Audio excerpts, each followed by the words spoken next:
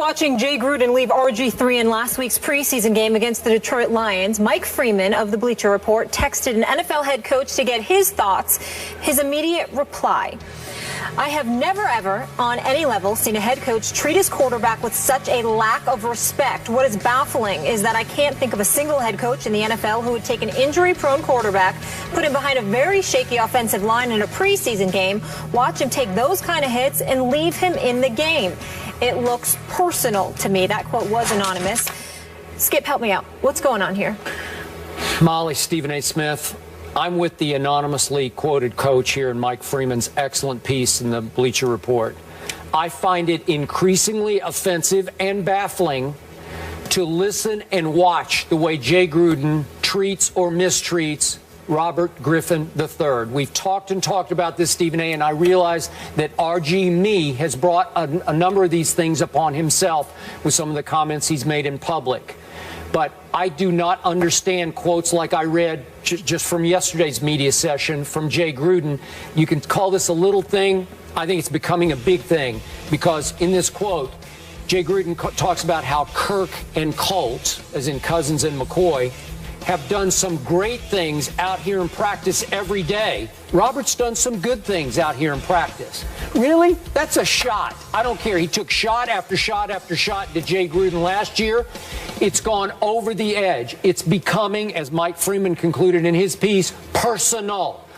I don't like Robert's chances here with this head coach. It's either this guy or this guy. Are you going to go with the coach, or are you going to go with the quarterback? I guess, once again, it's going to come back to the owner, Dan Snyder, who has coddled to a fault the quarterback in the past. But you're going to have to choose between one or the other. Either Jay Gruden's going to get himself fired, or Robert's going to get himself cut. It's come down to that. I definitely agree with you, Skip Bayless. I definitely think that the coach has not. I think he's been excessively critical of RG3. We all have lamented how RG3 may have brought some of it on himself. Particularly, there's a discomfort with the relationship that he has with Daniel Snyder by other players in that locker room, and obviously, in all likelihood, the coach as well. Where I give absolutely zero latitude to Jay Gruden is in this respect. Part of the reason he got the job was by convincing Daniel Snyder of his ability to work with RG3. If he was forced to inherit RG3 or something like that, that would be different. He sold himself for the job by advertising himself and marketing himself as somebody who could work with RG3, who could fix whatever problems that he had, and who would do a better job of it than Mike Shanahan. And to get the job under those conditions, and then to be so critical of RG3, I do believe it's personal. It does. I would say this to you. I believe it's personal because it appears to be personal. If we're wrong, Jay Gruden has to own the fact that he has something to do with how it looks. I completely concur. And my bottom line to this is, if you step away from it, Robert has done more, achieved more at his position of quarterback in the National Football League in his rookie year than Jay Gruden has shown me as a head coach so far. And again, no offense to John Gruden, we all love John, but Jay still has a lot to prove as a head coach. Robert proved it for a while until he got hurt. So I'm going to side with Robert here. Well, no disrespect, but Jay Gruden is no John Gruden. Not yet. Not yet. He hasn't proven it. Agree. All right, we'll leave it there. Do the Bronx Bombers have anything to prove after last night? H-Town, shut it down. It was so bad, benches cleared. We'll react to the night after the break. First Take is presented by Bass Pro Shops. Your adventure starts here. And in part by Ace, the helpful place. About last night, the Astros beat the Yanks 15-1, and the Blue Jays rallied in the ninth for a 6-5 win over the Rangers. The Yanks now trail the Jays by 1 game in the AL East. Skip, your Blue Jays pick. You're still confident, my friend. Wait a minute. Did Molly just say 15-1? Wait. The New York Yankees lost 15 to legit teams don't lose 15-1. And by the way, my Blue Jays did have a miraculous top of the ninth rally at Texas to win 6-5. And I'm going to say to you, Mr. Smith, what Carlos Gomez yelled at the Yankees dugout and Joe Girardi. Just shut up about your Yankees. Just shut up. New York Yankees have about 8 to 10 games left against the Toronto Blue Jays. We're coming. We shall see what happens then. Last night, sheer aberration, bad night. No big deal. Relax. No big deal. Mere bag of Yankee Mere bag He's shells. Cali cool right now. Mere bag of shells. Don't even worry about it. Mere bag of shell Don't of even worry about it. cells. Oh, Skip. That's what it is. I'm about to go to Rodeo Drive. Whatever. Check your leg. Whatever. Yeah. Get Yeah, rid you of this did, man. yeah. Bye.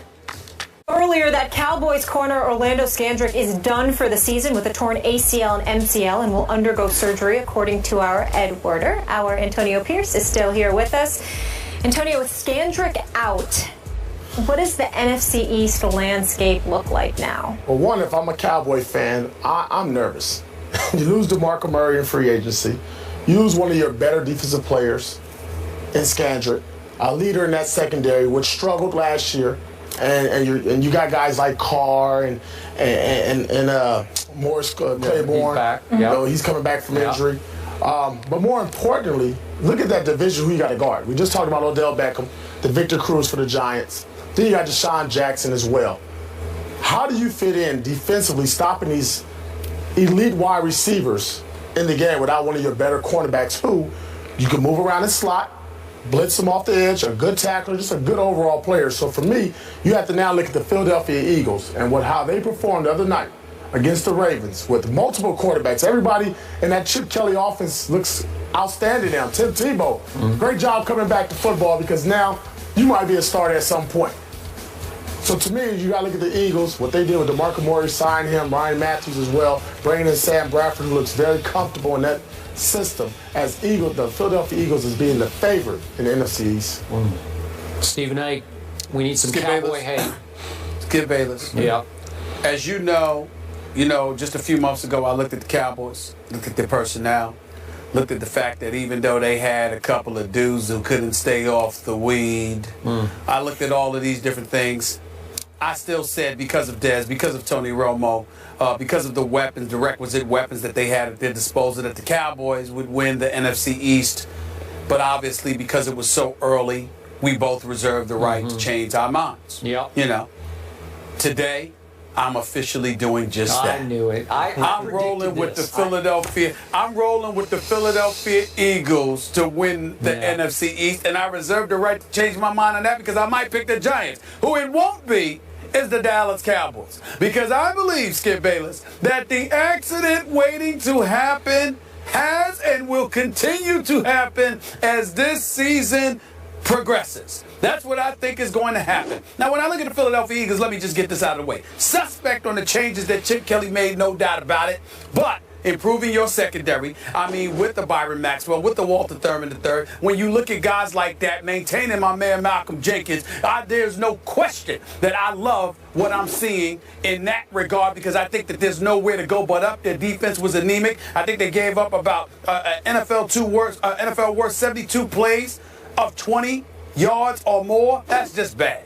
They had to make those corrections. They're going to make those corrections. I think about Sam Bradford. I'm suspect on his health, especially with those skinny legs of his. I think that he's right for the taking in the NFL. He certainly doesn't need to be running a read option, or he's going to see a lot more than Terrell Suggs in the very near future. But I'm going to surmise and assume all of these predictions are being made on everybody else for the Cowboys and everybody else for the Eagles being healthy. I believe with the Sam Bradford, with the DeMarco Murray and Ryan Matthews, with the Jordan Matthews, with Al Galore and those boys, with Huff, more so than Riley Cooper, with a Selleck and Ertz, with a decent offensive line, not as elite as Dallas's is, but nevertheless, definitely proficient enough. I think the combination of all of those things with a defense that's still going to be suspect, but vastly improved compared to what it was last year.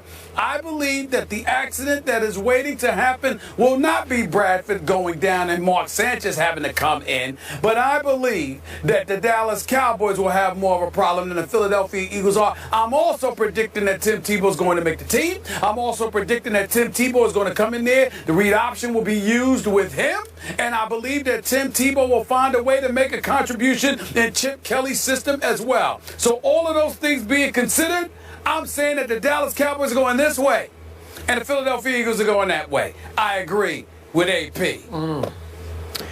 And I reserve the right to hang in with my Dallas Cowboys. They still will win the NFC East. I'm going to say it again. I love Orlando Scandrick. I respect him as a player. It made me sick at my stomach when I saw Todd Archer's early tweet right straight from the practice field last night.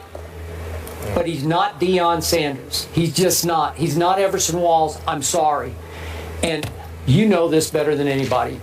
If you have a deficient secondary, a shaky secondary, what is the best way to cover for said secondary? Rush. You rush the passer. And I believe that most people are underestimating what this rush is about to become. Now, Greg Hardy, it's going to be 4 games till he joins the fray here. And Rolando McClain, who might have been their best defensive player last year in the middle at linebacker, it's going to be 4 games.